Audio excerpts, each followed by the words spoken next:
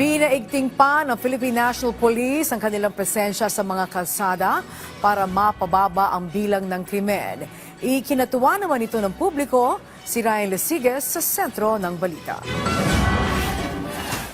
Para mas matiyak pa ang kaligtasan ng publiko, ipatutupad na ng Department of the Interior and Local Government o DILG ang Unified 911 sa ilang lugar sa bansa sa buwan ng Hulyo. Kabilang dito ang Metro Manila, Region 7, Region 1 at BARMM. Sa sandaling maipatupad ang 911 hotline ng DILG ay kailangan sa 5 minuto ay agad makaresponde ang mga pulis.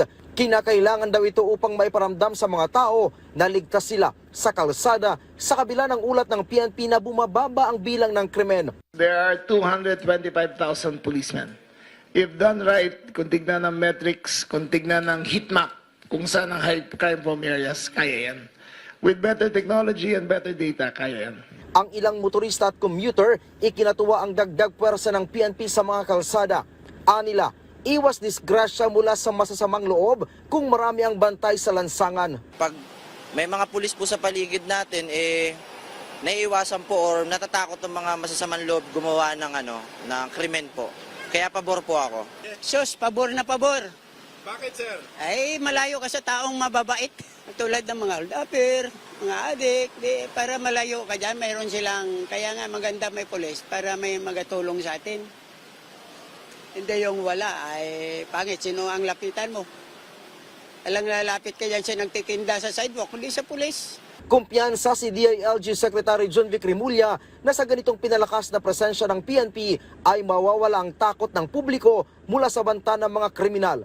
Ang importante dito, as it goes on, ay makikita natin ang effect downstream sa mga tao. Remember, we cannot measure this in one day.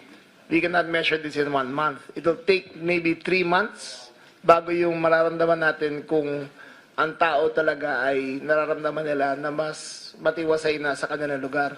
Umaasa ang kalihim na sa loob lang ng 3 buwan ay mararamdaman na nila ang epekto ng mga bagong hakbang na ipinatutupad ng PNP. Kabilang dito ang pagpapatupad ng mas maigting at mas malakas na visibility na presensya ng mga pulis sa kalsada, maging ang implementasyon ng Unified 911 system. Ang problema kasi, baka akala nyo, one-time Ningas Kugon Flash in the Pan program lang to. It is a continuing program. So araw-araw ang monitoring nito, monthly ang reporting nito, at ipapresent namin sa inyo. And hopefully, the people will feel na mas safe na ang mga kalye nila. Makakatuwang ng PNP ang BFP at LGU sa pagpapatupad ng Unified 911. Kaninang umaga ay pinangunahan ni Rimulya ang sabayang presentasyon ng NCRPO para sa Intensified and Recalibrated Police Visibility Program. Kasabay nito ay isinagawa din ang isang simulation exercise o SIMEX kung saan ipinakita ang mabilis na pagresponde ng mga pulis. Mula dito sa Campo Crame, Ryan Lesiges para sa Pambansang TV sa Bagong Pilipinas.